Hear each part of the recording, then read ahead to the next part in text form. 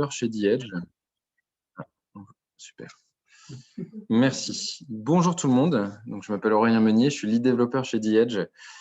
Et je vais vous présenter aujourd'hui ce meetup, cette petite présentation sur les state machines et plus particulièrement leur utilisation dans du JS.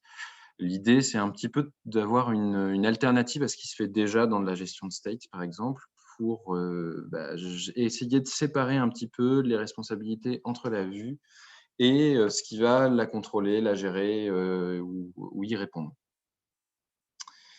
Et pour ça, donc, il y aura quelques slides, une démo qui utilisera eState et React, mais en soi, ça s'applique à d'autres frameworks et d'autres langages.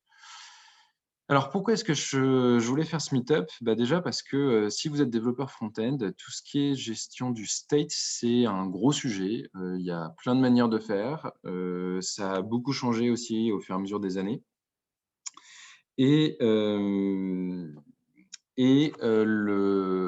la gestion du state, c'est jamais un sujet facile. C'est un sujet qui n'a pas une seule réponse, puisqu'en fonction de ce que vous faites, eh bien, il y a probablement une manière de faire qui est différente des voisins.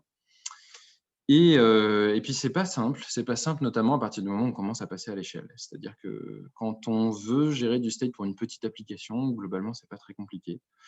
Quand on commence à avoir une application qui grandit, des pages qui augmentent, des appels API dans tous les sens, c'est là que ça devient un petit peu difficile, ça devient compliqué, ça devient un peu bordélique potentiellement. Et puis, c'est souvent de là que proviennent les bugs, puisque du bug sur de l'interface sans état, c'est en général, enfin, il y en a moins. Et puis, dès qu'on commence à appeler une API, dès qu'on commence à avoir des exceptions, des réponses à des événements utilisateurs, forcément, c'est à ce moment-là que ça devient plus difficile. Et donc, du coup, il faudrait que j'arrive à cacher ça. Hop. Du coup, il y a des solutions qui existent. Et ce n'est pas une raison de se stresser, quoi. La seule chose, c'est que par contre, il faut essayer d'avoir un bon système. Il faut essayer d'avoir un bon système, il faut essayer d'avoir quelque chose qui est en place et qui fonctionne bien et qu'on va entretenir, qu'on va améliorer au fur et à mesure du temps. Donc, no stress. Il y a des solutions. Il y a des solutions comme par exemple Redux, c'est une solution de gestion de l'état qui est centralisée. Donc, on va gérer son état à un seul endroit. C'est quelque chose qui est très utilisé de nos jours. Ça commence un peu à perdre de la vitesse, notamment parce que il y a des nouvelles API React avec React Context. On peut aussi facilement générer de l'état avec des hooks. Et puis après, il y a des solutions plus radicales. Par exemple, chez nous, il y a des équipes qui utilisent du F# avec notamment Fable pour faire de l'interface. Puis il y en a certains qui vont dire que finalement, de la vue, on n'a pas besoin d'un framework front-end pour ça. On peut très bien le faire avec du back-end en faisant du templating, en générant sa vue directement depuis son serveur. Tout ça, c'est des solutions potentielles. Là, on va se positionner dans un cas où on n'utilise pas Redux. On va se positionner dans un cas où on ne va pas faire autre chose que de la SPA. On va dire qu'on a une application React et on va vouloir en faire quelque chose.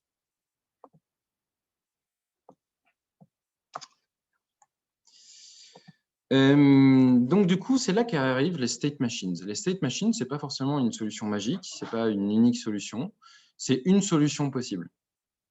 Et cette solution, en fait, à la base, c'est un formalisme. C'est-à-dire que ce n'est pas quelque chose qui est spécifique à du front-end, loin de là.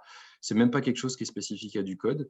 L'idée générale, c'est que vous allez représenter votre application et les différents états dans lesquels elle peut être dans un diagramme et en essayant de formaliser tout. C'est-à-dire qu'on va dire, voilà, mon application, elle peut être dans un certain nombre d'états, dans un nombre d'états qui est fini. Par exemple, ici, mon appli, elle peut être dans un état start, searching, loading, error ou search results. Il va y avoir des transitions qui, en général, font suite à des événements. Donc, ces transitions, on les représente avec des flèches. Et ce qui est vraiment bien avec les state machines, c'est qu'en fait, on peut être qu'à un seul endroit à un moment donné. On peut bouger de cet endroit si jamais il y a des transitions possibles. Mais par exemple, si jamais j'ai un événement de type failure qui arrive alors que je suis dans l'état start, il ne va rien se passer, puisqu'en fait, je n'ai pas défini comment est-ce que je pouvais réagir à un événement failure depuis mon état start. Donc en fait, ma machine à état, elle est déterministe. Elle sait exactement quel est le nombre d'états, elle sait quel est le nombre d'événements, elle sait comment les gérer. Et ça, c'est quand même pas mal. Pourquoi? Parce que déjà, ça permet de séparer les responsabilités. Déjà, d'une part, on va avoir l'interface et d'autre part, on va avoir la machine à état. Votre machine à état, elle gère l'état de l'application, comme son nom l'indique. C'est-à-dire qu'elle va gérer un petit peu, c'est la tour de contrôle. Votre interface, elle devient maintenant une fonction de cet état-là. Elle devient une déclinaison de votre logique et de où est-ce que vous en êtes dans votre application en fonction de l'évolution de votre machine à état. C'est pas mal aussi parce que d'un point de vue développement, ça permet d'éviter ce qui est une tendance en JS et notamment en React, c'est d'avoir des composants, des God components, comme on les appelle, c'est-à-dire des composants qui font tout. Des composants qui vont faire des centaines, voire des milliers de lignes, qui vont gérer à la fois de la déclaration d'état, qui vont gérer des appels, donc du fetch, de la récupération de données depuis votre serveur, qui vont faire de la gestion d'erreurs, et puis bien sûr de la gestion de l'interface, du display, en général de manière conditionnelle, en général en indiquant de la logique directement dans l'interface, et puis potentiellement plein d'autres choses. Et puis l'autre intérêt, c'est que ça peut être générique, c'est-à-dire que vous pouvez réutiliser, par exemple, avec une machine état de type formulaire ou une machine état de type appel de la donnée, vous pouvez la gérer de manière dynamique en récupérant toute la partie qui est générique et en implémentant juste ce qui vous intéresse.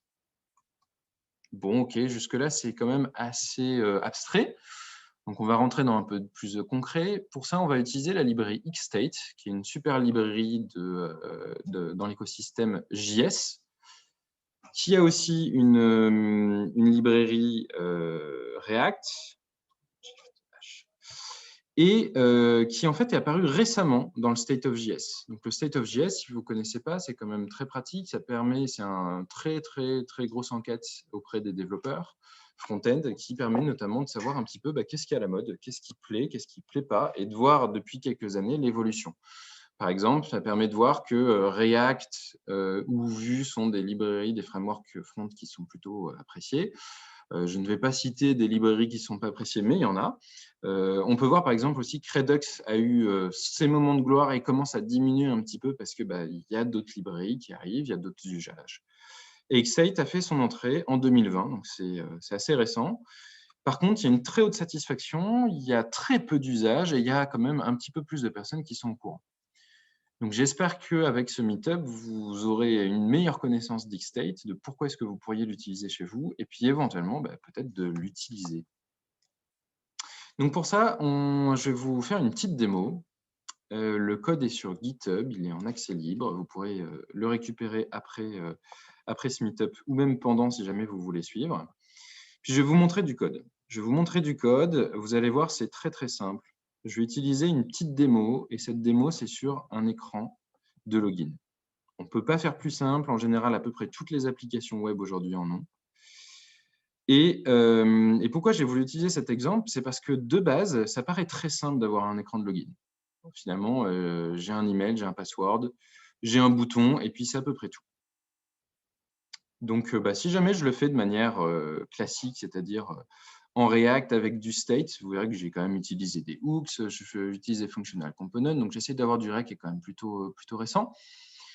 Ça donne à peu près ça. Donc, je vais définir du state, je vais définir comment est-ce que je déclare mon login, mon password, le fait que je puisse l'updater, et puis des petites fonctions de validation pour savoir est-ce que mon login ou mon password sont valides. Est-ce que ensuite je peux valider mon authentification, parce que c'est quand même un peu le premier but d'un écran d'authentification. Et ensuite, mon code d'UI.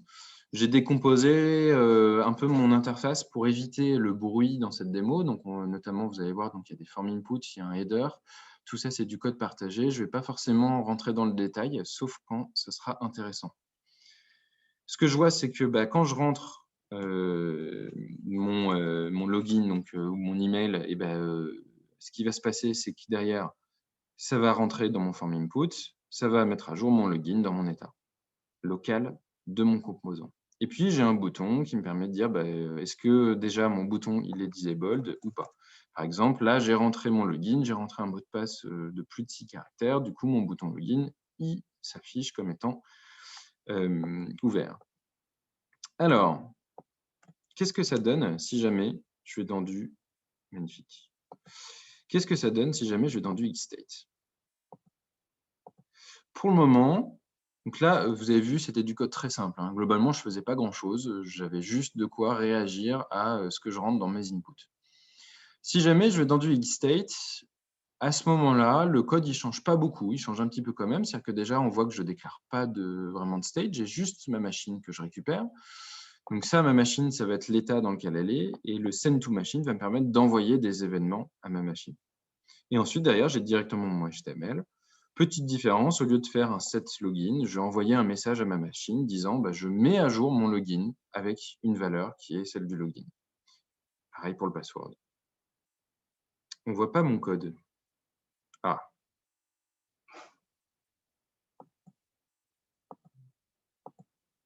Est-ce que maintenant on voit mon code?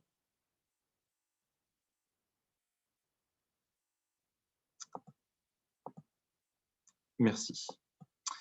Donc juste, je remonte très rapidement.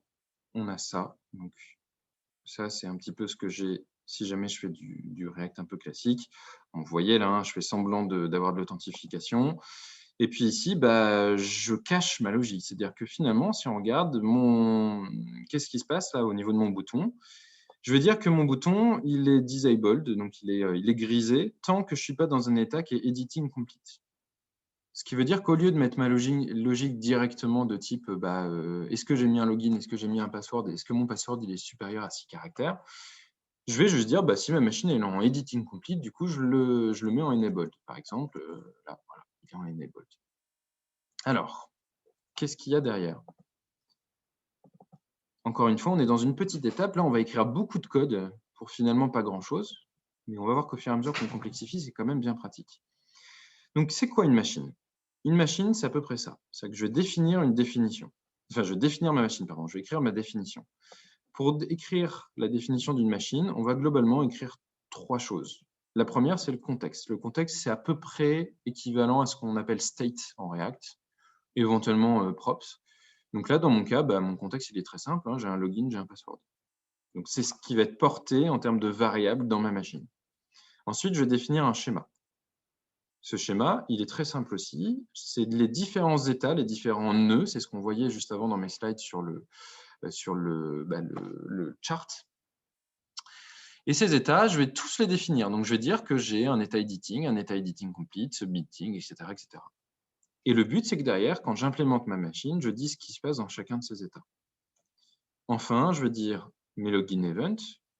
Et mes login events, dans mon cas, ça va être très simple.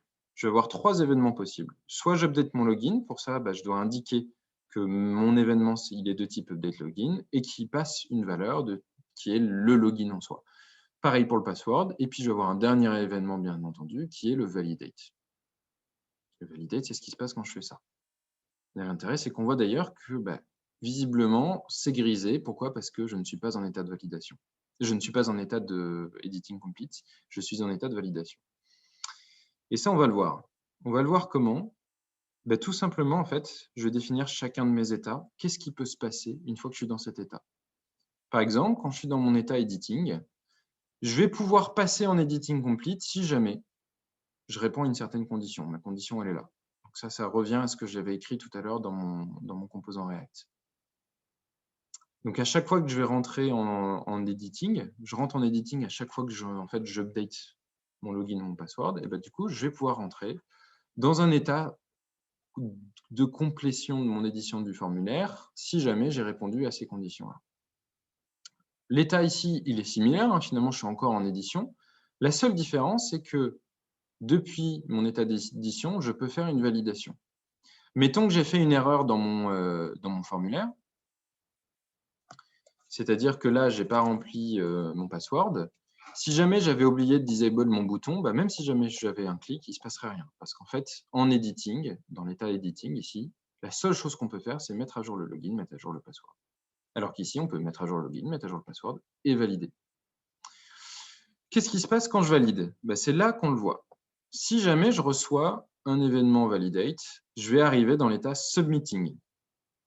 OK. Et donc, dans ces cas-là, ma machine, elle déclare mon état submitting.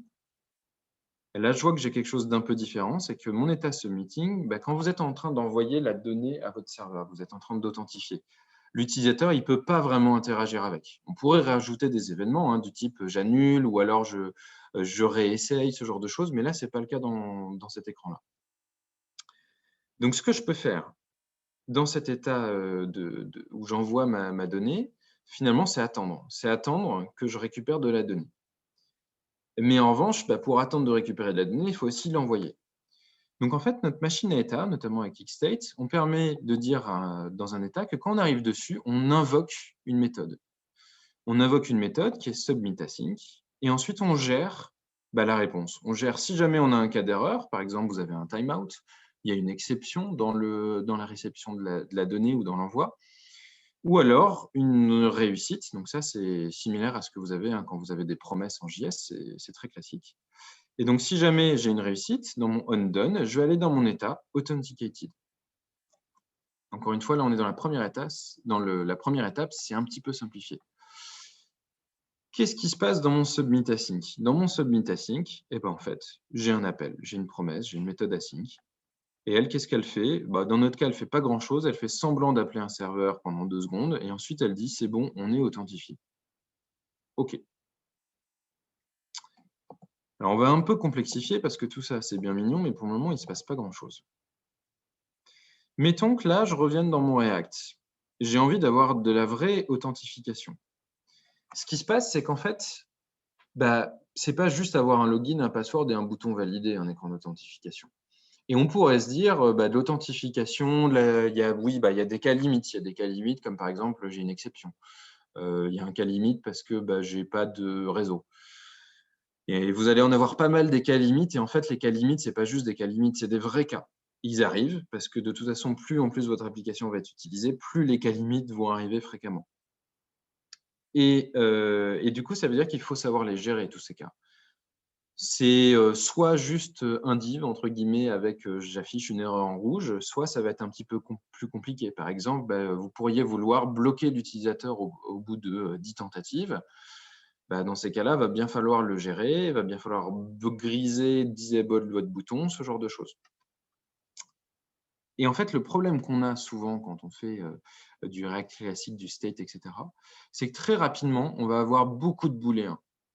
Je ne dis pas que c'est la meilleure manière de coder, que c'est la seule manière de coder, mais c'est quand même souvent ce qui se passe. Par exemple, on va dire, est-ce que je suis en train de valider mon appel d'authentification?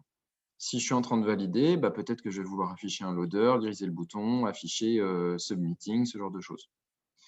Est-ce que mon password il est valide? Est-ce que, du coup, c'était celui-là. Est-ce que je peux valider? Est-ce que finalement, j'ai fini? Donc ça, là, on peut se dire, on a mon cas classique où je suis en train de remplir mon formulaire et où tous les autres boutons toutes les autres valeurs sont false. Et puis, on a 5 cas supplémentaires. Le cas où j'ai isDone, isSubmitting, isValidPassword, canValidate, isValidLogin. Et en réalité, ce n'est pas le cas. C'est-à-dire que souvent, dans notre code, on va gérer si jamais isDone, si jamais isSubmitting, si jamais isValidPassword. Mais si vous réfléchissez en termes d'état, là, on peut avoir isValidLogin à true, canValidate à true et tous les autres à false. Ou alors isValidPassword à true, isSubmitting à true, isDone à true et tous les autres à false. Tous les états sont possibles. Donc, plus on va rajouter du state dans un composant et notamment des booléens, plus on augmente la combinatoire, plus vous allez avoir d'états possibles. Et c'est là où souvent on se retrouve avec des bugs parce qu'on se dit, c'est pas possible de me retrouver dans cet état-là. Mais à moins que vous le gériez très bien et que vous ayez beaucoup de code ou que vous soyez très bon, ce qui est probablement le cas, mais à un moment donné, il va y avoir un cas limite où la connexion elle va s'interrompre au milieu. Ou alors, vous allez switcher du Wi-Fi à l'Ethernet. Et puis, peut-être que l'utilisateur il va cliquer très vite sur deux fois sur le bouton. Et que même si jamais vous avez mis du set isSubmitting à true, à un moment donné, cet état, il met aussi un peu de temps à réagir en React, puisqu'il y a forcément un redisplay, un recalcul du DOM, etc., etc. Donc du coup, bon, ça fonctionne. Puis là, on va avoir aussi des effets de bord en React. Donc du coup, on va déclarer un useEffect et on va dire que quand j'ai mon login, mon password qui change, je recalcule mon état. Et du coup, je n'ai pas intérêt à oublier un set, mettons, isSubmitting à false. Qu'est-ce que ça donne si jamais je passe sur du Xstate? Et bien là, en fait, ce qu'on voit tout de suite, c'est que mon composant, il a quasiment pas changé. J'ai rajouté quelques petites choses, puisqu'en fait, là, j'ai récupéré l'état de ma machine. Avant, je ne le faisais pas. C'est-à-dire que là, je récupère est-ce que j'ai un login invalide et quel est mon current state. Mais en soi, c'est exactement la même chose. J'ai aussi rajouté ça parce qu'en fait, ça, c'est juste une manière pour moi de débugger et de vous montrer un peu ce qui se passe. Mais en soi, je n'ai pas modifié mon code. Et ce que je voulais illustrer tout à l'heure, c'est que si jamais je vais sur mon composant standard et que j'ai oublié quelque chose, et ben, là, ça clignotait en rouge. Là, je peux recliquer dessus plusieurs fois. C'est un peu bizarre. Je ne dis pas que c'est ce qui va arriver à chaque fois. Mais en revanche, si jamais vous prenez déjà le temps de modéliser votre application avec un chart, et donc du coup, derrière, de l'implémenter avec Xstate, une state machine ou autre, vous avez moins ce risque-là parce qu'en fait, vous allez définir des états de votre application. Donc là, par exemple, qu'est-ce qui va se passer? Si jamais je mets mon login, là, je n'ai pas eu de rouge pour le moment, je login, tout se disabled. Derrière, il m'a dit, bah, ça, c'est pas bon. Par contre, je peux retry, donc là, je peux à nouveau modifier. Vous avez vu que ça s'était regrisé parce que j'avais, par exemple, enlevé ça. Et donc là, j'ai hardcodé my login, my password. Et qu'est-ce qu'il va me dire? Là, c'est bon.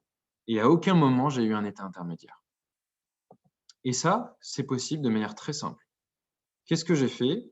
Mon form input, je vais passer une prop si invalide, mais ça, globalement, ça ne change pas grand-chose. C'est essentiellement si jamais je voulais afficher un petit message. Ou alors, si jamais je veux faire un contour rouge. Donc, en soi, c'est vraiment juste de l'interface. Ici, je veux dire que mon input, il est disabled si jamais je suis dans un état submitting ou authenticated. Je pourrais aussi faire une logique un peu différente et je pourrais même pousser le vice un peu plus loin en disant que ça, c'est un paramètre directement de ma state machine. Là, effectivement, je recalcule un tout petit peu. Mon login, mon set login, il n'a pas changé puisque j'envoie toujours le même événement à ma machine. Et puis là, j'ai pareil. Ensuite, je vais avoir un bouton. Ce bouton, je l'ai fait aussi dans le login 2. Mais donc, ce bouton, qu'est-ce qu'il va faire? Là, je vais lui passer ma machine. Je vais lui dire, écoute, prends en paramètre ma machine et puis le fait d'envoyer un événement à ma machine. J'en profite pour dire que là, tout est en TypeScript ou presque. Ça me permet de vous montrer aussi un petit peu à quoi ça ressemble, même si c'est du détail et que de toute façon, n'hésitez pas à me contacter après le meetup si jamais vous avez des questions ou à poster directement sur le GitHub. Donc, du coup, je lui passe ces propriétés-là. On verra qu'on peut le faire différemment aussi. Et qu'est-ce qui se passe? Mon bouton, en fait, c'est juste que c'est pas comment dire, un composant complètement générique qui fait que de l'interface. C'est un composant un tout petit peu plus intelligent ici, puisqu'en fait, lui, il va regarder quel est l'état de la machine et il va afficher des informations de manière différente. C'est-à-dire qu'en fonction de mon état et en fonction juste de mon état à ce niveau-là, je vais afficher un texte différent, une couleur différente. Et c'est uniquement ça. Là, vous voyez, je récupère le current state. Donc, le current state, ça peut être authentication failed, ça peut être submitting, authenticated. Ça peut être autre chose d'ailleurs. Et du coup, je vais afficher soit login, soit authenticated, etc., etc.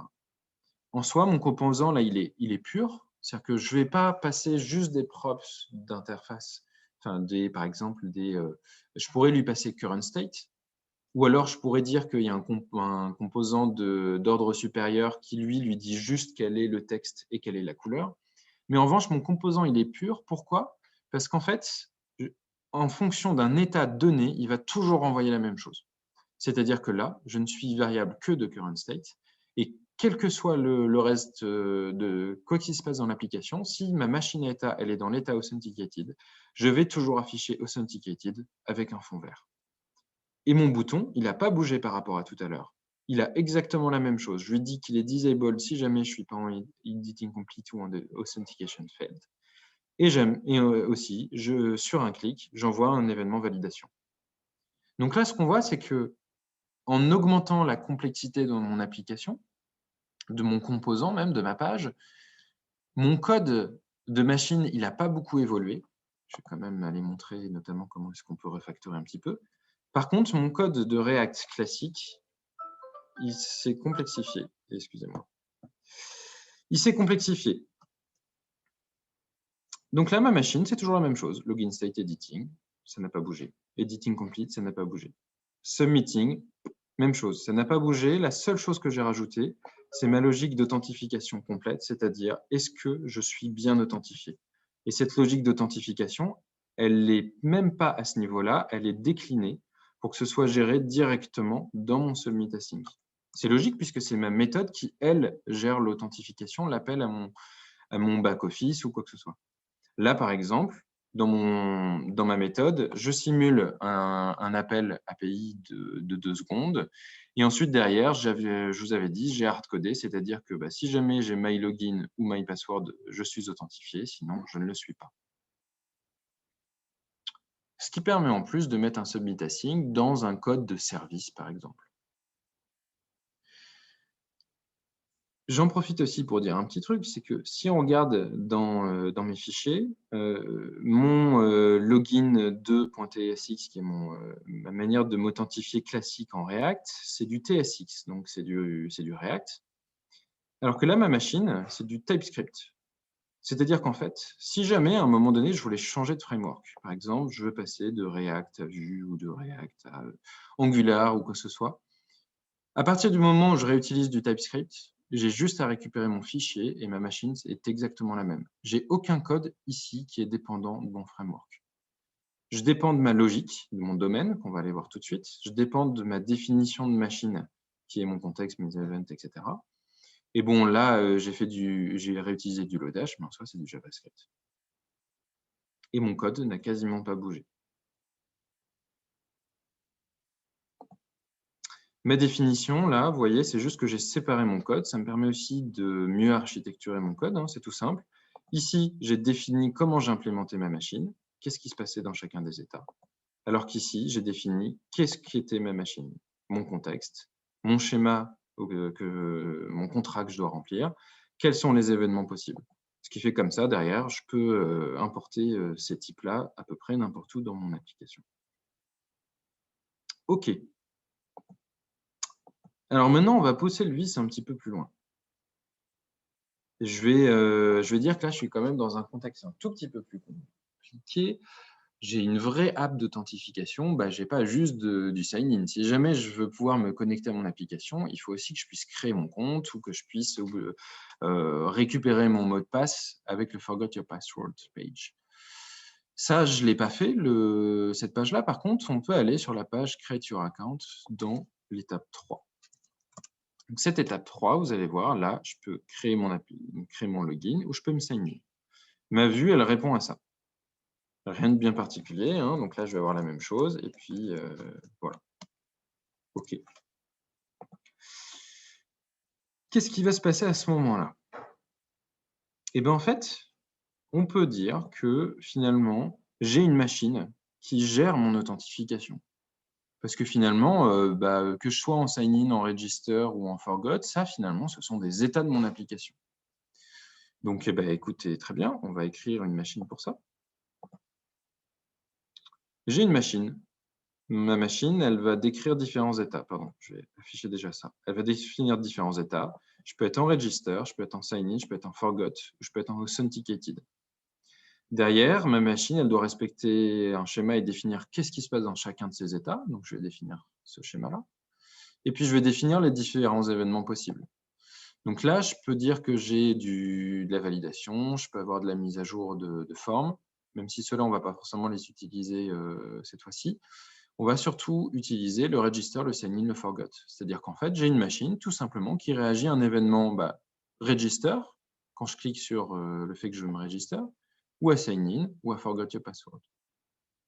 Et derrière, je définis que ce sont tous ces événements-là qui sont possibles. Derrière, je fais mon implémentation. Qu'est-ce qui se passe? Si jamais je suis en état register, finalement, je peux aller de sign-in à sign-in ou à forgot. En sign-in, je peux aller de register à forgot. Et puis là, de forgot, je peux aller de register à forgot. Ah, là, on a un petit bug. Comment est-ce qu'on peut se rendre compte qu'on a un bug quand on est dans une state machine? Alors déjà, bien sûr, il va y avoir des tests, on va voir ça plus tard. Mais on peut aussi visualiser son application. Pourquoi il ne s'affiche pas ce que je veux là? Si, il affiche ce que je veux. Typiquement, là, je suis dans l'écran sign-in.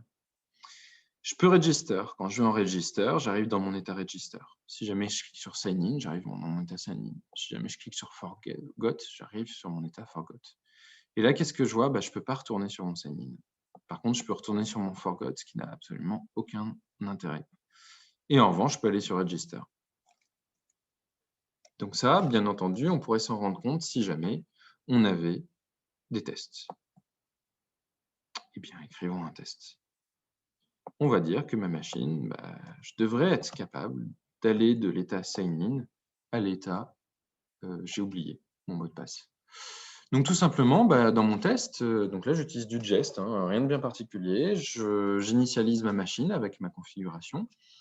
Et puis je vais dire à ma machine qu'il y a une transition de mon état initial à mon forgot. Et puis ensuite, derrière, qu'est-ce qui se passe?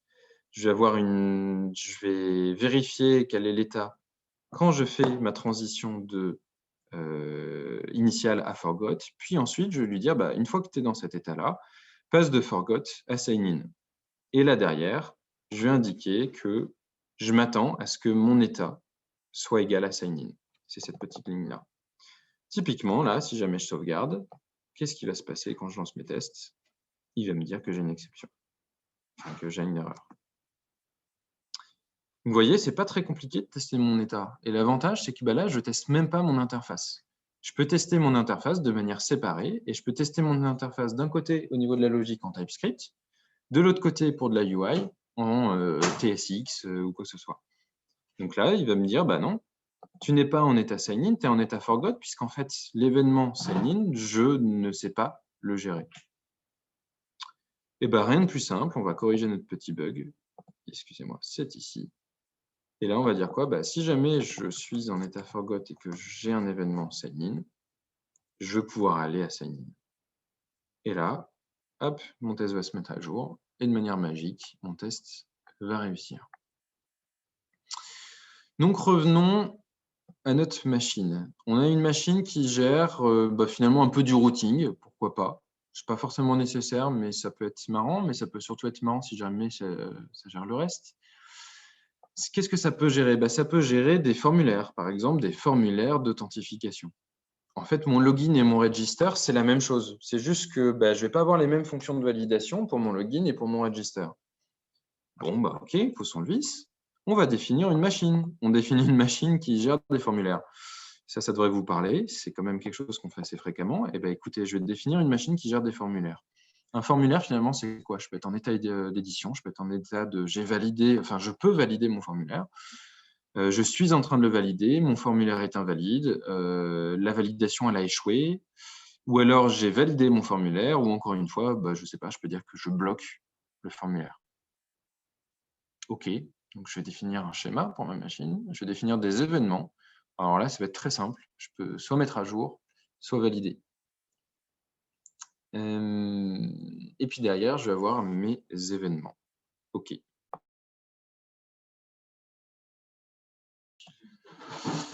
Merci. Cette machine, une fois que je l'implémente, elle est toute simple et encore une fois, elle est générique.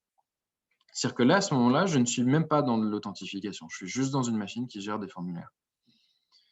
L'intérêt, c'est que du coup, je définis quelque chose qui est entièrement générique. Donc, je sépare ma logique. Cette machine-là de gestion de formulaire, je pourrais l'utiliser n'importe où après dans mon application. Donc ça, c'est vachement bien parce que du coup, je peux la tester entièrement et je sais que quel que soit l'endroit où je l'utilise, elle va être complète. Enfin, normalement. Alors, là, on va rentrer dans des concepts un tout petit peu plus complexes, ou du moins, c'est ce qu'on. Je vous invite à aller voir la doc de Xstate. Elle est très, très bien faite, si jamais vous avez besoin. Hop, je vous montre vite fait. C'est vraiment très complet. Vous avez des guides pour tout, pour les états, pour les événements, pour les transitions. Donc, tout ce qu'on se dit là, vous pouvez le retrouver. Donc, qu'est-ce qui se passe? En fait, je ne vais pas avoir que de la transition d'un état à un autre et je ne vais pas avoir juste le fait de pouvoir invoquer une méthode comme on a vu dans la machine juste avant. Super. Excusez-moi.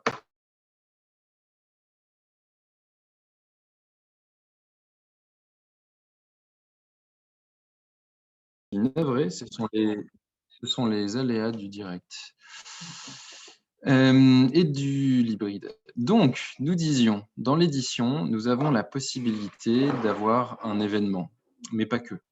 Notamment, on va avoir en fait la possibilité de dire que mon événement, je peux y aller ou je peux pas y aller. Ça, je vous l'avais montré, c'est le fait de dire, une fois que je suis en édition et que c'est complété, je peux mettre une condition qui dit est-ce que mon formulaire il est complet ou pas.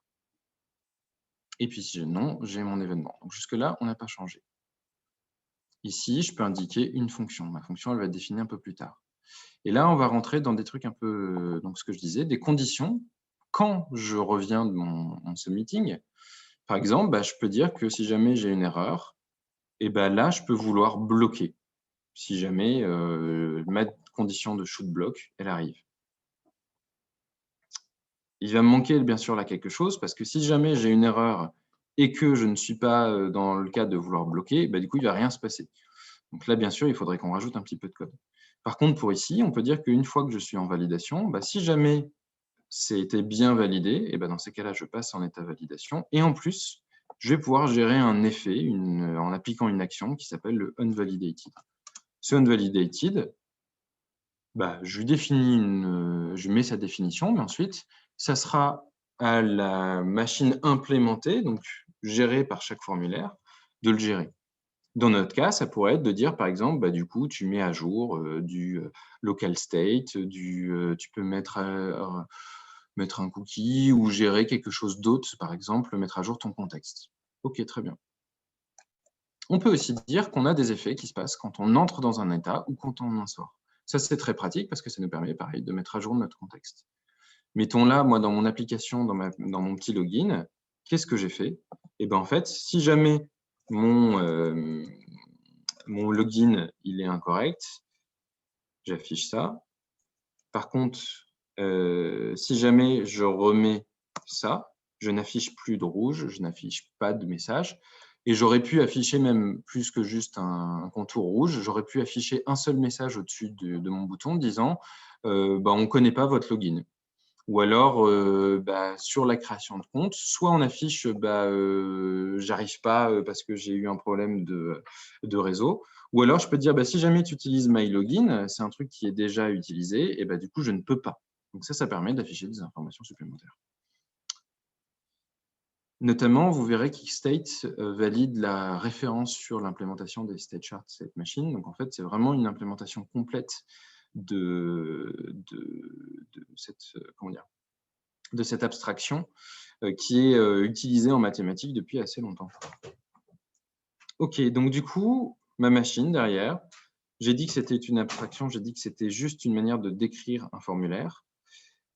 Ensuite, derrière, toute cette chose-là dont je vous ai parlé, est-ce que mon formulaire est complet, pas complet, validé, should block, etc. Ça va être à ma machine, pour chaque formulaire, de l'implémenter. Et donc là, on retrouve le même type de code que ce qu'on avait la dernière fois. Je vais lui dire que mon contexte, dans le cas de mon login, c'est un login, un password et un message qui n'est pas valide, éventuellement. Et puis, je vais lui dire que est-ce que mon formulaire il est complet? Ça va être cette fonction-là qui va s'en charger. Est-ce que mon formulaire est incomplet? Du coup, ça va être le contraire. Est-ce que mon formulaire il est valide? Là, dans mon cas, en fait, c'est juste que je retourne true ou false pour mon authentification.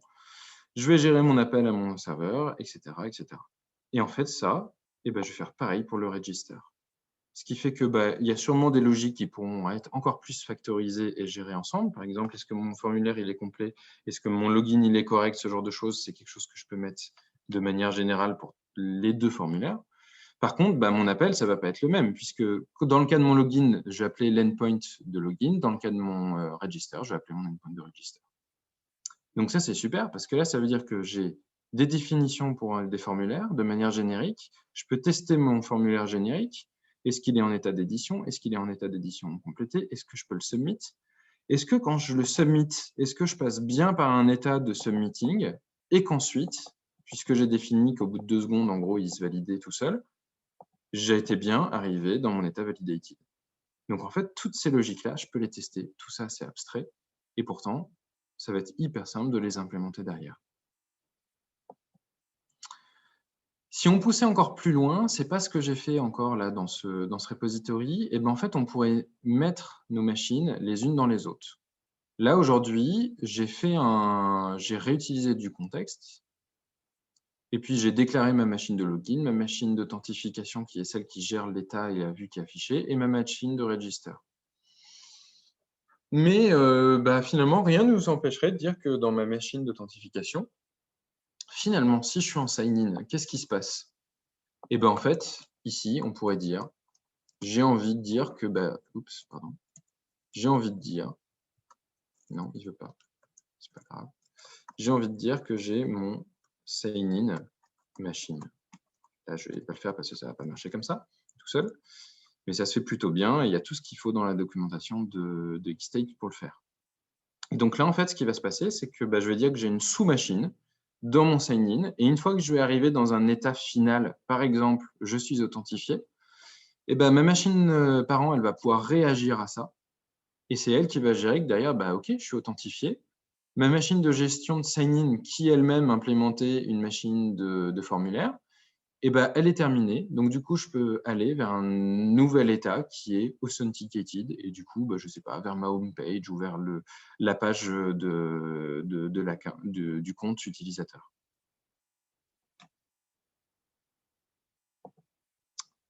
Donc, voilà à quoi ressemblerait en fait mon application. Je vais avoir une app avec un petit peu de routing. Là, cette fois-ci, ça c'était non, c'est même pas nécessaire.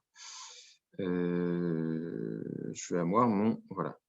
Je vais avoir une page. Cette page, elle va gérer du contexte. Alors tout à l'heure, j'ai dit quelque chose, c'est que les state machines, c'était une manière de gérer de l'état, mais en fait, ce n'est pas incompatible avec du Redux ou avec du React Context. La preuve ici, c'est qu'en fait, je vais donner à la totalité de mon application du contexte sur mon authentification. Ma machine d'authentification, elle est déclarée là. Mes machines de login et de register, elles sont déclarées ici. Et puis ensuite, derrière, je vais juste, finalement, ma page d'authentification, c'est toujours la même chose. J'ai un header, j'ai un bouton, et puis c'est juste qu'ensuite, derrière, soit j'affiche le formulaire de register, soit j'affiche le formulaire de sign-in.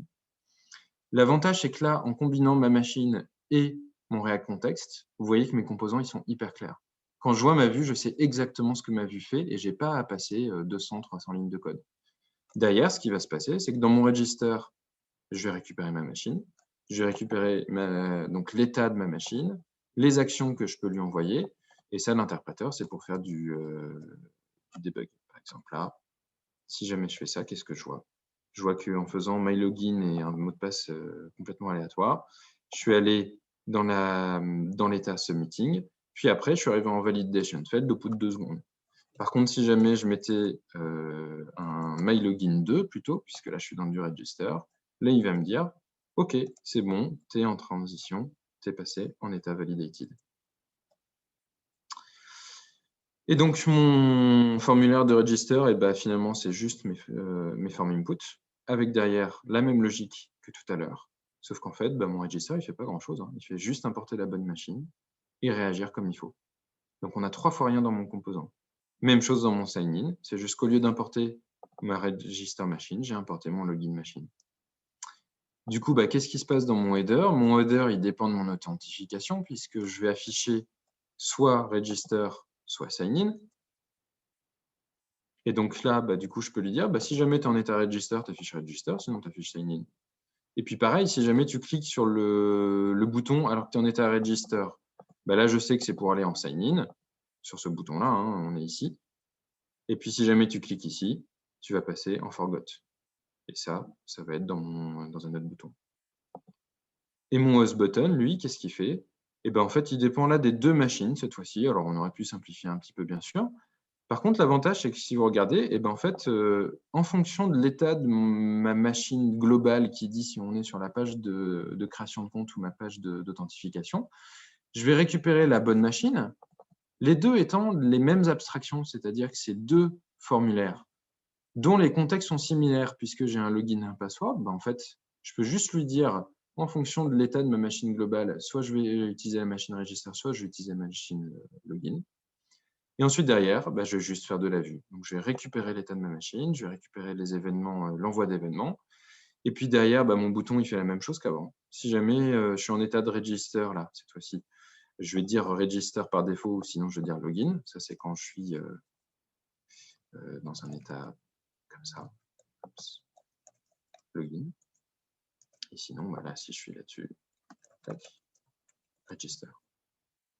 Et puis, je vais afficher des couleurs et un texte différent si jamais j'ai un autre état. Et ensuite, mon bouton, il n'a strictement pas bougé depuis ma première étape. Donc là, qu'est-ce qu'on a fait? En fait, au lieu d'avoir, mettons, deux composants, un composant login, un composant register, qui probablement auraient chacun déclaré leur propre logique, leur propre state local, qui auraient éventuellement appelé des composants quand même partagés parce qu'on écrit du bon code, mais qui auraient probablement fait autour de 150-200 lignes et qui auraient peut-être eu des bugs. Là, en fait, qu'est-ce que j'ai? J'ai des abstractions, j'ai une séparation de mes responsabilités, puisque ma machine de formulaire, elle s'occupe de valider mon formulaire. Ma machine d'authentification globale, elle s'occupe de dire est-ce que je suis en authentification sign-in ou en authentification register sur la page de forgot password, etc. Et ensuite, chacune de mes machines de login, elle s'occupe juste de faire ce qu'elle doit faire, c'est-à-dire de répondre aux différents événements, de faire la validation en disant comment est-ce qu'on fait la validation, c'est-à-dire en appelant le bon endpoint ou en faisant une validation hard-codée comme je l'ai fait là. Et puis ensuite, j'ai des composants qui ne sont pas juste des composants de vue, mais des composants un tout petit peu intelligents qui, eux, vont répondre à de l'état qui est directement lié à ma machine. Et là, en fait, j'ai aucun état inconnu. Je ne peux pas me retrouver dans un état qui est intermédiaire. On pourrait même pousser la logique encore plus loin, c'est-à-dire que dans mes définitions d'état, je pourrais par exemple dire qu'en fait, quand je suis dans un état validé, en fait, mon contexte, c'est pas... pardon, je vais me mettre plutôt là. Mon contexte, ce n'est pas login password invalid message. Si je suis en édition, c'est login password. Si jamais je suis dans un état de isForm invalid, incomplete ou autre, j'aurai les trois. Et puis si jamais je suis dans un état qui est validé, je n'ai pas invalid message. Ce qui fait qu'en fait, là, je type encore plus, je restreins encore plus le champ des possibles puisque les seules valeurs que j'ai de possibles sont liées à mon état. Et du coup, je suis dans un état qui est complètement déterministe. Voilà. En plus, on a vu que c'était facile à tester. Je vous ai montré le visualizer. En fait, en mot de la fin, ce que je voulais dire, c'est que là, finalement, on est dans un pattern. On est plus que dans de la gestion d'état. On est vraiment dans ce qu'on appelle du MVU. Donc, on va avoir de la modélisation, on va avoir de la vue et on va réagir, donc updater, en fonction d'événements qui sont déclenchés et gérés par ma machine à état. J'espère que ça vous a appris des choses, j'espère que ça vous a donné envie d'utiliser les machines à état, j'espère que ça a été suffisamment compréhensible. Maintenant, je vous invite à soit poser vos questions à l'oral, par chat, et éventuellement, si jamais vous avez des questions post-meetup, que vous téléchargez le code ou autre, n'hésitez pas à me mettre un commentaire ou à me contacter directement sur LinkedIn ou sur le groupe Meetup de DH. Juste avant les questions, j'en profite pour vous dire un peu ce qu'on fait quand même chez DH. DH, c'est une société logicielle. On fait du logiciel pour l'hôtellerie. Notamment, on va permettre on fait de la technologie et du marketing, c'est-à-dire qu'on va aider les hôteliers à gérer leurs hôtels et leur présence en ligne. On va les aider à avoir des campagnes marketing, donc à mettre en avant leur hôtel, et on va surtout les aider à gérer la disponibilité et les prix de leur chambre sur toutes les plateformes avec tous les partenaires qu'on a. On a des centaines et des centaines de connexions. On est 350 aujourd'hui, on est en train de faire grossir nos équipes techniques. Donc, notamment, n'hésitez pas, si jamais vous êtes intéressé, on a des postes en full stack, en front-end un petit peu, en back-end, en product manager, on en a plein d'autres en fonction des moments. Vous pouvez contacter notre responsable recrutement, Salimata, ou alors regarder sur Welcome to the Jungle. Voilà, je vous remercie et à vos questions.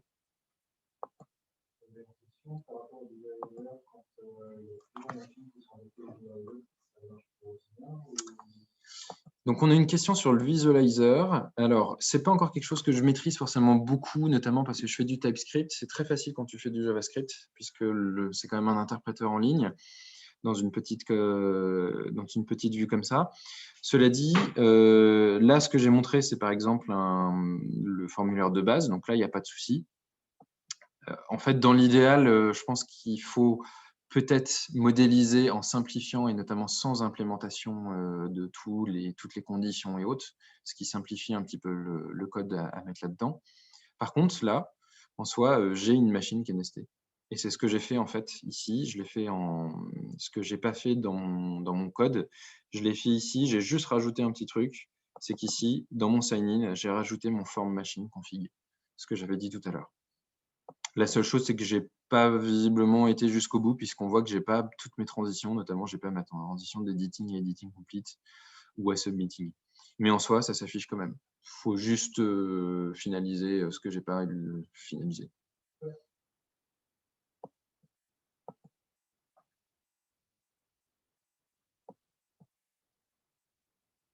Est-ce qu'il y a des questions?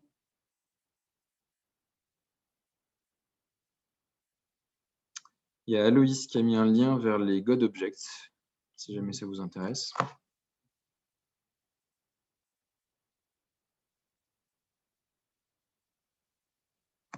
J'espère que c'était clair.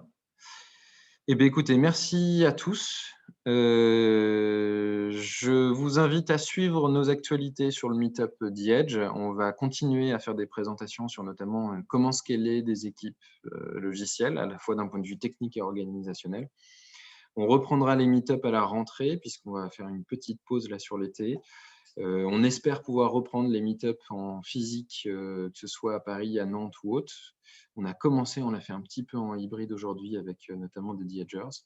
Mais on vous donne rendez-vous à la rentrée en espérant que nos sujets vous intéresseront. N'hésitez pas à interagir avec nous directement sur le groupe Meetup, à nous suggérer des sujets, à nous dire si jamais il y a des questions que vous vous posez. Et puis à nous faire un petit coucou si jamais ça vous a donné envie et que vous voulez en savoir plus. Merci beaucoup.